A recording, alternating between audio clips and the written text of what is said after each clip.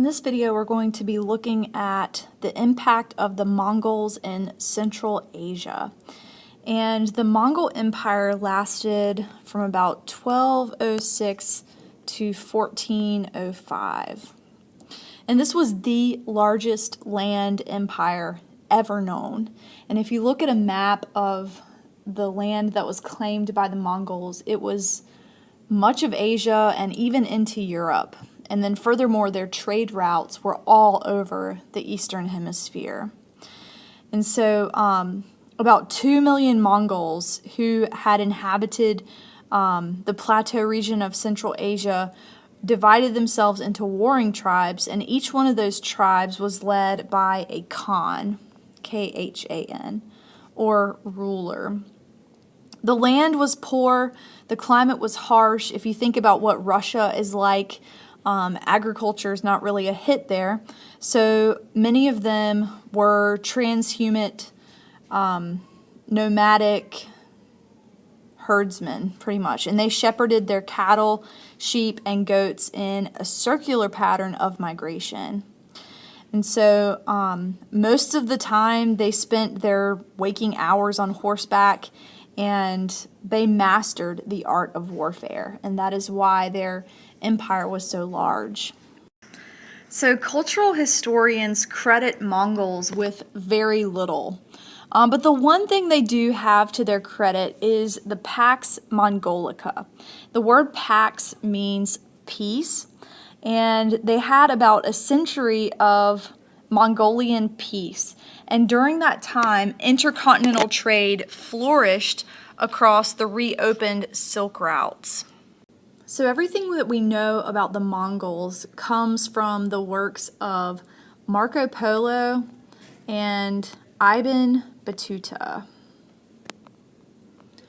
And we know that the Mongols ruled an area that was massive and that they had relative travel security. And also that the Mongol court was very welcoming for the merchants and the statesmen who came to Beijing. The Khan maintained a massive service industry to just provide them with hospitality. And Marco Polo commented on the army of prostitutes that were there as well to make sure that all of their needs were taken care of. So Marco Polo's work, which is called Travels, tells us about the wealth of China and the existence of the Silk Route. And just to kind of give you the backstory, because some people say that because his work, the Travels, does not exist or there's no original copy left of it, some say that it's fake. But this is the story about Marco Polo. So his father and his uncle went on a trade mission around 1260. And then a war broke out and their route back home was blocked.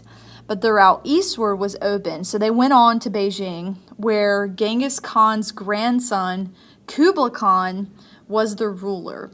And so the great Khan invited them in and asked them to return with more information about Christianity, and he wanted a delegation from the Pope.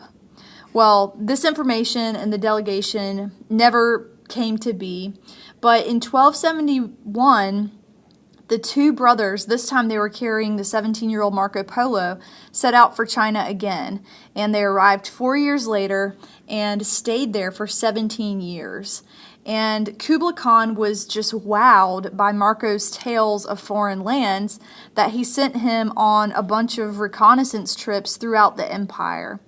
And so the Polos eventually went home around 1292, got back to Venice around 1295, and reunited with relatives and friends who thought that they had probably died along the way. And soon after that, Marco Polo was captured in battle and thrown in prison. And the story said that he dictated the tales of his travels to a fellow prisoner, and Rustichello, who was a writer of romances. And this was soon translated into several languages. But since then, there has been lots of debate over the authenticity of this account because, like I said, there's no original copy left of the travels. So British historian Frances Wood probably puts forth the best argument against Marco Polo's travels. And she says that he did not mention any of the things that should have stood out to him, like their writing or chopsticks or the practice of foot binding or the Great Wall or Chinese tea. And moreover, he is not mentioned in any of the Chinese records at the time. And so she concludes that his work is actually based on materials that were gathered from others, but that he himself never traveled beyond the Black Sea. So the Mongol Empire was consolidated by a guy named Temujin, and he was also called Chinggis or Genghis Khan. And he was born around 1162 into a powerful Mongol tribe. And his father, who had been the chief of that tribe, was poisoned. And so he rose to power, conquered the surrounding Mongol tribes, united them at his capital. But this guy was infamous for his brutal treatment of the people. Genghis defeated the Tartars and ended up killing every surviving male that was taller than a cart axle. And then when he defeated the rival Mongol clans, he took their chiefs and boiled them alive. And so he was definitely known for his brutality. When he organized the territory, he organized it for further battle. And he set up a pyramid of officers who were given positions and promotions based on merit or ability. Internal feuding among the Mongols pretty much came to an end under the rule of Genghis Khan, and he implemented a new legal code that called for a high moral standard from all Mongols. And so once he consolidated his territory, he was ready to take on China. And he had learned from Chinese engineers about the weapons of siege warfare. So catapulting rocks, giant crossbows, gunpowder, bamboo rockets. So in 1211, Genghis was able to break through the Great Wall of China. And in 1215, he conquered the Chinese capital, Zhongdu, which is today Beijing. And in doing so, he killed thousands of people. And so once he went into China, he kept going and kept conquering other kingdoms. He successfully captured all of China, conquered Korea, parts of Southeast Asia, and attempted, but unsuccessfully, to take Japan as well. And so Genghis then turned west and went toward India, reaching the Indus River and even stationing troops in the Punjab. Then he turned northwest. So Genghis really just wanted to take over a lot of territory, and he did so. And so after his death in 1227, his four sons continued the expansion of the Mongolian Empire, and they did so almost relentlessly as he had. And they successfully took Moscow, destroyed Kiev, took Moravia and Silesia, and then went to conquest Hungary as well. And at this point, people were terrified of the Mongols. And if people even saw them coming, they would either surrender or just turn and run because they were so terrifying. And it looked like nothing could stop their relentless expansion. But in 1241, internal fighting basically brought the Mongol advance in Europe to a halt. So it didn't even take opposing armies, it took internal strife. And the Mongols withdrew east of Kiev and basically stopped or halted Western movement there. And Western Europe pretty much remained unscathed. So in 1260, the Mongol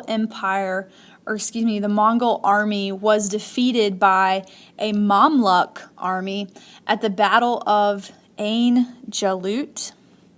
And this pretty much brought an end to Mongol expansion in the southwest. And this is in like modern day Jordan.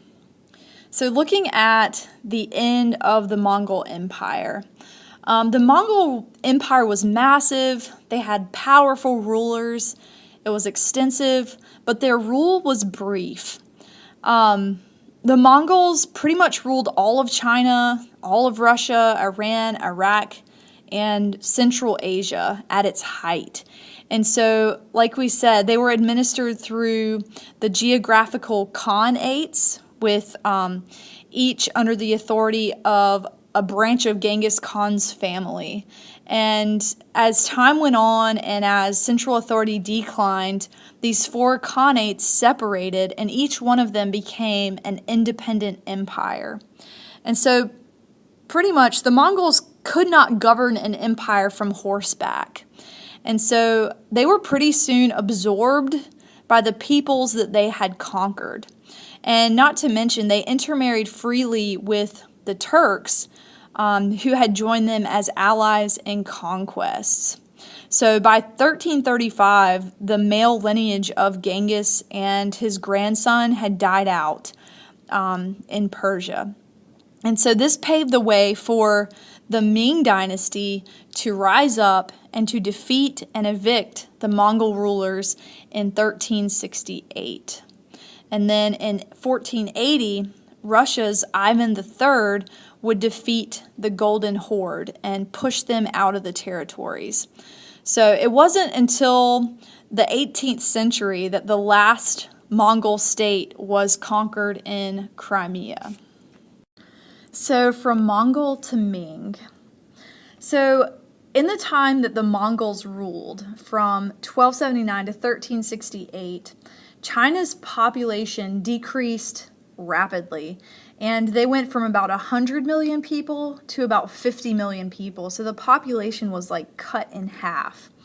Not to mention there was bitter poverty and strict class division, especially in southern China. And in 1368, when the Ming dynasty finally overthrew the Mongols, and they would rule for almost 300 years until 1644, they brought the population back up. And so by 1450, it had reached 100 million again.